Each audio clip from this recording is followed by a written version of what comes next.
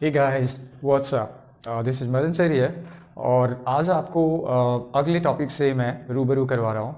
अगला टॉपिक है क्या जो मैं आपको बता रहा हूँ, वो है reaction of carboxylic acid in order to produce acid chloride. ठीक है, अब ये रिएक्शन में एक बहुत ही इंपॉर्टेंट और इंटरेस्टिंग बात ये है कि कार्बोक्सिलिक एसिड के 3 रिएक्शन के बारे में आपको बताऊंगा और उन तीनों रिएक्शन का प्रोडक्ट होगा एसिड क्लोराइड। बट तीनों में बाई प्रोडक्ट डिफरेंट होगा और due to the different by product ये रिएक्शंस तीनों होंगे बहुत ही यूनिक तरीके से। उसमें एक बहुत ही यूजफुल होगा और एक थोड़ा कम यूजफुल होगा और एक शायद बेकार होगा। तो जो बेकार होगा उस पर नहीं बात करेंगे ज़्यादा, पर जो सबसे ज़्यादा यूजफुल है उसका मैकेनिज्म मैं आपको बताऊंगा। हालांकि एनसीईआरटी में ये नहीं गिवन है, बट आपको कॉम्पिटिटिव एग्जाम्स देने हैं तो आपको एक एक पॉइंट के बारे में ध्यान रखना है। तो अब ये टॉपिक है क्या, चलो डायरेक्ट हम राइटिंग में करके देखते हैं क्या है। तो लाइक आई सेड कि हमारा जो टॉपिक है वो है कि आपको कार्बोक्सिलिक एसिड के साथ, ठीक है, RCOOH को रिएक्ट करवाना है PCl3 के साथ या PCl5 के साथ। ठीक है, PCl5 के साथ, यार मैं टेढ़ा क्यों लिखता हूँ, PCl5 के साथ, या आपको रिएक्ट करवाना है SOCl2 के साथ। ये वाला होता है थायोनाइल क्लोराइड और इनके रिएक्शन से मेनली जो प्रोडक्ट बनता है वो है एसिड क्लोराइड। क्या बनता है? Acid chloride. और एसिड क्लोराइड के साथ कुछ अदर प्रोडक्ट्स भी बनते हैं, अदर प्रोडक्ट्स बनते हैं। अब इसमें क्या इंपॉर्टेंट बात है मैं इसी के बारे में अभी आपको बताने वाला हूँ। चलो एक बार इस लाइन को मैं थोड़ा सा आपको एक्सप्लेन कर रहा हूँ कि ये क्या है। हम क्या करने वाले हैं, कार्बोक्सिलिक एसिड को रिएक्ट करवाएंगे या तो PCl3 के साथ या PCl5 के साथ या थायोनाइल क्लोराइड के साथ, लेकिन तीनों ही रिएक्शन में जो प्रोडक्ट होगा हमारा एसिड क्लोराइड होगा और कुछ दूसरे प्रोडक्ट होंगे। अब इनमें से कौन सा मेथड सबसे यूजफुल रहेगा वो मैं बात कर रहा हूँ। इसमें से पहले वाले पे बात करते हैं, ठीक है, नंबर 1। तो नंबर 1 हमारा क्या है कि आपको एक कार्बोक्सिलिक एसिड दिया गया है जो कोई भी हो सकता है और इस कार्बोक्सिलिक एसिड को आपने रिएक्ट करवाया PCl3 के साथ, फॉस्फोरस ट्राइक्लोराइड। अब ये रिएक्शन में बड़ा सिंपल है। ये रिएक्शन में करना क्या है, आप यहाँ से एक नेगेटिव रेडिकल को OH को हटाओ और उसी जगह पे इसमें से एक क्लोरीन को चिपकाओ। तो जब आप ये क्लोरीन वहां चिपकाओगे तो ये बन जाएगा RC डबल बॉन्ड O और OH की जगह पे Cl आ गया। इसी को तो आप बोलते हो एसिड क्लोराइड। तो इस तरह से एसिड क्लोराइड बन गया, ठीक है, एसिड क्लोराइड बन गया। अब साथ में और क्या प्रोडक्ट बनेगा, एक और काम करो, आप इसको सबसे पहले 3 से मल्टीप्लाई कर लो। क्यों करोगे? क्योंकि यहाँ पे ना 3 मॉलिक्यूल ऑफ एसिड क्लोराइड बन जाएगा क्योंकि यहाँ पे 3 क्लोरीन है। अब क्वेश्चन उठता है कि बाकी और क्या प्रोडक्ट बनेगा। तो बाकी एक जो प्रोडक्ट बनेगा वो होगा H3PO3। चलो मैं बता रहा हूँ कैसे, बट मैं श्योर हूं कि आप समझ जाओगे क्योंकि आपने इसको 3 से मल्टीप्लाई कर, तो H भी 3 हो गया, O भी 3 हो गया और P 1 हो गया, तो इसलिए बन गया H3O3MP। इसको क्या बोलते हैं? इसको बोलते हैं phosphorous acid. This is called phosphorous acid. Phosphorous acid ये एक ऑक्सो एसिड है, आपको याद होगा, पर उस पर हम कभी बाद में बात कर लेंगे। तो ये रिएक्शन में, अब इस रिएक्शन की प्रॉब्लम क्या है? इस रिएक्शन में प्रॉब्लम ये है कि यहाँ जो दोनों आपका जो प्रोडक्ट बन रहा है उसमें एक तो काम का है, लेकिन दूसरा आपको बेकार में एक एसिड मिल रहा है और ये एसिड इतनी आसानी से निकलने वाला नहीं है। चलो अब दूसरे रिएक्शन पे कॉन्सेंट्रेट करके देखो कि दूसरा हमारा क्या है। दूसरे रिएक्शन में हम क्या कर रहे हैं, एक कार्बोक्सिलिक एसिड ले रहे हैं और इस कार्बोक्सिलिक एसिड को रिएक्ट करवाएंगे हम PCl5 के साथ। ध्यान से देखना, PCl5। अब अगेन एक चीज तो आपको पहले से क्लियर है कि इसमें प्रोडक्ट क्या बनना है, इसमें प्रोडक्ट बनना है एसिड क्लोराइड। तो RCOCl ये होता है एसिड क्लोराइड, ठीक है, मैं फिर से लिख रहा हूं एसिड क्लोराइड।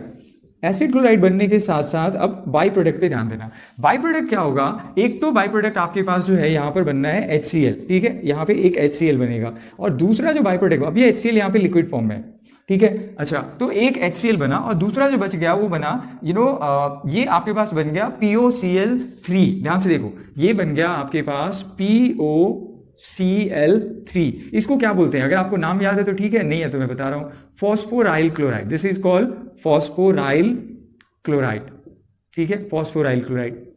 यहां पे भी एक प्रॉब्लम क्या है कि यहां जो बाई प्रोडक्ट है वो आसानी से निकलने वाला नहीं है, यानी एसिड क्लोराइड बन तो गया लेकिन ये तरीका भी हमारा बहुत अच्छा नहीं है। चलो तीसरे तरीके पे बात करते हैं। तीसरा तरीका हमारा है जिसमें आप एक कार्बोक्सिलिक एसिड लो और इसी कार्बोक्सिलिक एसिड को अब की बार हम रिएक्ट करवाते हैं थायोनाइल क्लोराइड के साथ। थायोनाइल क्लोराइड का फॉर्मूला क्या होता है? SOCl2, ठीक है, ये ध्यान रखना। तो प्रोडक्ट तो आपको पहले की तरह रट सा गया है कि आप क्या बनाओगे, RC डबल बॉन्ड O और बनाओगे Cl, ठीक है। तो अब 2 प्रोडक्ट इसमें और क्या बाई प्रोडक्ट सामने आता है, एक बनता है सल्फर डाइऑक्साइड और दूसरा बनता है हाइड्रोक्लोरिक एसिड। पर ये दोनों जो बाई प्रोडक्ट है ये दोनों गैसियस फॉर्म में होता है। तो गैसियस फॉर्म में होने से क्या होता है कि सिस्टम से बाहर आ जाता है। सिस्टम से बाहर आता है तो आपको प्योर एसिड क्लोराइड मिलता है, यानी आपको कोई फिल्ट्रेशन, आपको कोई आइसोलेशन, आपको कोई सेपरेशन करने की जरूरत नहीं पड़ती है। तो ये है वो हमारा सबसे इंपॉर्टेंट तरीका एसिड क्लोराइड को बनाने को। एक बार फिर से चेक करो, मैं साइड हो रहा हूं। आपने एसिड क्लोराइड बनाने के लिए कार्बोक्सिलिक एसिड को थायोनाइल क्लोराइड के साथ रिएक्ट किया और एसिड क्लोराइड बना। साथ में इस रिएक्शन का एडवांटेज क्या था कि बाकी दो प्रोडक्ट गैसियस फॉर्म में है, गैस के फॉर्म में रिलीज हो गया, प्रोडक्ट अलग हो गया और सारी की सारी इंप्योरिटीज अलग हो गई। So that's why I would say कि ये जो रिएक्शन है वो आपका बेस्ट मेथड है। This is the best method of preparation of carboxylic acid. ये ध्यान रखो, मैं ध्यान रखता हूं, आप भी ध्यान रखो। आज शायद लग रहा हो मेरा एनर्जी ज्यादा है क्योंकि मैं कल अपने वीडियो को देख रहा था और मुझे लगा यार मैं कभी कभी लगता है सो रहा हूं, तो मैंने कहा नहीं मैं तो चिल्लाऊंगा, ठीक है। तो बिना मतलब के चिल्ला रहा हूं, ये मेरी पर्सनैलिटी नहीं है क्योंकि मैं बहुत ही शांत पर्सन हूँ। मैं बहुत ही क्या बोलूँ, मैं ज़्यादा बोलूँगा आप कहोगे पता नहीं ये आदमी क्या क्या बोलते रहता है, forget that. So this is the best method to prepare the acid chloride here, right. Let me write this here, this is again your acid chloride, ठीक है। तो इस रिएक्शन का एडवांटेज मैंने यार रटवा के थक गया। इस रिएक्शन से दो ऐसे बाई प्रोडक्ट्स बनते हैं मेन प्रोडक्ट के साथ जो गैसियस फॉर्म में होते हैं, वो बाहर दफा हो जाते हैं। बाहर दफा हो जाने से क्या होता है, मेन चीज बच जाता है, ठीक है ना। That's it. अब इसका मतलब अगर ये इतना ही इंपॉर्टेंट है, ये वाला अगर आपका इतना ही इंपॉर्टेंट है, चलो इसका मैकेनिज्म करके देखते हैं कि रिएक्शन होता कैसे है, ठीक है। इसका देखते हैं मैकेनिज्म में क्या है। सबसे पहले आप एक लो कार्बोक्सिलिक एसिड, ये है आपका कार्बोक्सिलिक एसिड, ठीक है, कार्बोक्सिलिक एसिड, और साथ में आपको लेना है थायोनाइल क्लोराइड। तो थायोनाइल क्लोराइड का स्ट्रक्चर ये होता है S डबल बॉन्ड O और साथ में 2 क्लोरीन दोनों साइड से जुड़ा हुआ है। अब यहाँ पे ना एक प्रॉब्लम है, वो प्रॉब्लम है सल्फर की। सल्फर की प्रॉब्लम क्या है कि सल्फर 3 इलेक्ट्रोनेगेटिव एटम से घिरा हुआ है। तो इस पे ना इलेक्ट्रॉन की डेंसिटी बहुत ही कम है क्योंकि इन सब ने इलेक्ट्रॉन को बहुत ज्यादा खींच रखा है। तो इसका मतलब ये हाईली पोलराइज्ड है। तो पोलराइज्ड होने की वजह से इसको कोई इलेक्ट्रॉन का सोर्स चाहिए। अब ये देखो इलेक्ट्रॉन का सोर्स इसको मिल रहा है, तो होगा क्या कि ये ऑक्सीजन के साथ ये सल्फर जाकर सबसे पहले जुड़ेगा। पर ये अगर जुड़ेगा तो यहाँ बॉन्ड बढ़कर 4 से 5 हो जाएगा। तो इसके पास ऑप्शन क्या है कि पहले इसको ये हटाए। तो जब ये बॉन्ड यहां से हटेगा तो ऑक्सीजन पे नेगेटिव चार्ज आएगा। तो अब हम प्रोडक्ट को लिख रहे हैं, ध्यान से देखना। पहले आपके पास है R, उसके बाद है C डबल बॉन्ड, ठीक है, O, उसके बाद है O। अब मैं इस O के साथ जो H है उसको नीचे लिख देता हूं, ठीक है। और O ने इलेक्ट्रॉन को लॉस किया है तो पॉजिटिव चार्ज, और इसके साथ जोड़ रहा हूं सल्फर को। सल्फर के साथ आपको है एक ऑक्सीजन जिसने गेन किया तो माइनस चार्ज, और 2 क्लोरीन साथ में है इस तरीके से, ठीक है। ये बन गया पहले स्टेप के बाद का प्रोडक्ट। चलो अब इसको आगे देखते हैं क्या करना है। अब यहां पे एक प्रॉब्लम क्या है कि सल्फर के साथ ये जो ऑक्सीजन है ये इलेक्ट्रॉन रिच है, और ये ऑक्सीजन बेचारा इलेक्ट्रॉन की कमी से सफर कर रहा है। तो इसको भी इलेक्ट्रॉन की कमी चाहिए और इसको एक्स्ट्रा इलेक्ट्रॉन है, तो ये बैक बॉन्डिंग करेगा। ये क्या करेगा, बैक बॉन्डिंग। पर ये बैक बॉन्डिंग तभी पॉसिबल है जब इनमें से कोई एक बॉन्ड टूटेगा। तो हम ये वाले बॉन्ड को तोड़ रहे हैं। तो जब इस बॉन्ड को तोड़ेंगे तो ऑफकोर्स वो क्लोरीन क्योर आएगा क्योंकि ये बहुत ज्यादा इलेक्ट्रोनेगेटिव है। अब ये बॉन्ड टूट गया तो अब देखना क्या होगा। ये बॉन्ड टूटने से यहाँ डबल बॉन्ड आ गया और ये क्लोरीन आयन निकल गया। तो मैं एज इट इज पहले कॉपी कर रहा हूं, C डबल बॉन्ड O, ये वाला, उसके बाद ऑक्सीजन। अब ऑक्सीजन के ऊपर ऑलरेडी एक पॉजिटिव चार्ज है आपके पास, नीचे है हाइड्रोजन, इधर है सल्फर, सल्फर के ऊपर है डबल बॉन्ड के साथ एक है क्लोरीन, और साथ में आपने एक और प्रोड्यूस किया है क्या, Cl नेगेटिव। ये वाला Cl नेगेटिव यहाँ पे प्रोड्यूस हुआ, ठीक है।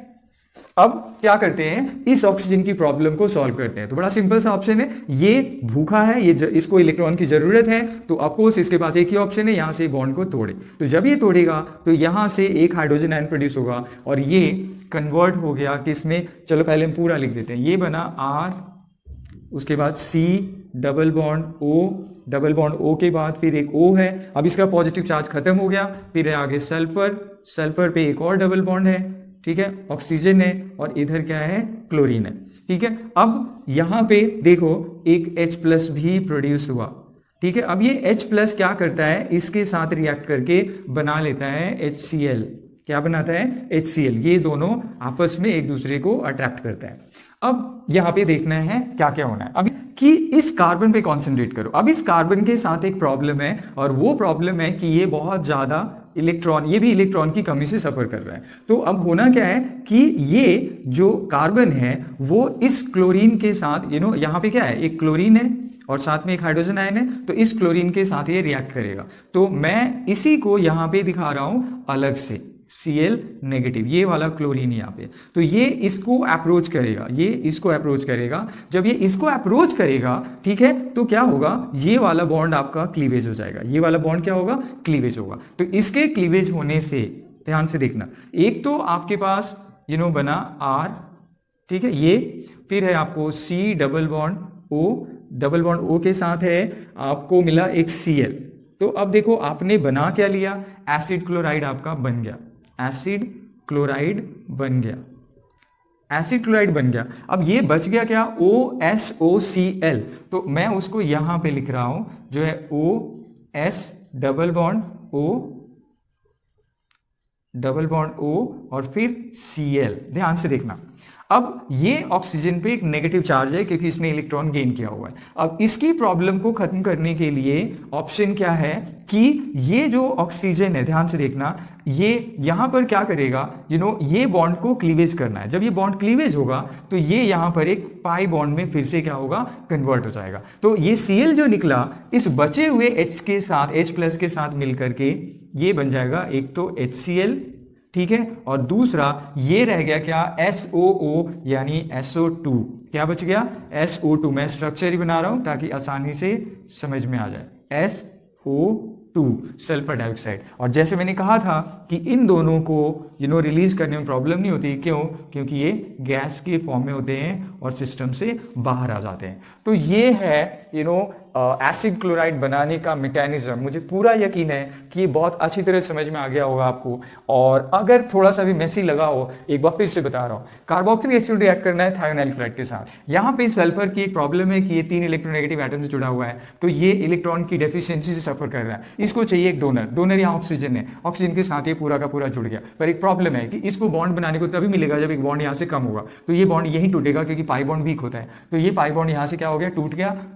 तो यहाँ पे क्या हो गया, एक नेगेटिव चार्ज हो गया, ठीक है ना, यहाँ पे नेगेटिव चार्ज हो गया और इस ऑक्सीजन पे पॉजिटिव चार्ज हो गया। अब इसको फिर से अपनी प्रॉब्लम रिजॉल्व करनी है, तो क्या करेगा, ये बैक बॉन्डिंग करेगा। बैक बॉन्डिंग की वजह से नंबर ऑफ इलेक्ट्रॉन बढ़ जाएगा, तो क्लोरीन का वाला बॉन्ड टूटेगा, तो Cl नेगेटिव एक प्रोड्यूस हो गया, ठीक है। Cl नेगेटिव प्रोड्यूस होने के बाद ये जो पूरा का पूरा बचा मैंने यहाँ पे कॉपी कर दिया। अब इस ऑक्सीजन पे कॉन्सेंट्रेट किया। यहाँ पे क्या है, ये बॉन्ड जब टूटेगा तो क्या होगा, ये इलेक्ट्रॉन ऑक्सीजन की तरफ जाएगा, तो एक H+ प्रोड्यूस हुआ। तो H+ और ये Cl- मिलकर क्या बनाया, HCl। और ये बाकी जो बचा हमने एज इट इज उसको वहां पे लिख दिया। फिर उसके बाद ये ध्यान देना कि कार्बन यहाँ पे इलेक्ट्रॉन डेफिशिएंट है, तो ये क्लोरीन को अपनी ओर अट्रैक्ट करेगा। ध्यान से देखना, ये क्लोरीन को, यही वाला क्लोरीन मैंने यहां लिखा है, ये क्लोरीन को अपनी ओर एक बॉन्ड बनाने के लिए फोर्स करेगा। तो जब यहाँ क्लोरीन बॉन्ड बनाएगा तो ये बॉन्ड को टूटना जरूरी है, क्योंकि यहां से बॉन्ड नहीं टूटेगा तो इलेक्ट्रॉन 8 से ज्यादा रहेगा, जो कि एग्जिस्टेबल नहीं है। तो ये बॉन्ड टूटा और ये OSOCl बन करके बाहर निकल गया, ये OSOCl बाहर निकला सॉरी, लेकिन O पे एक नेगेटिव चार्ज है, ध्यान से देखना, O पे एक नेगेटिव चार्ज है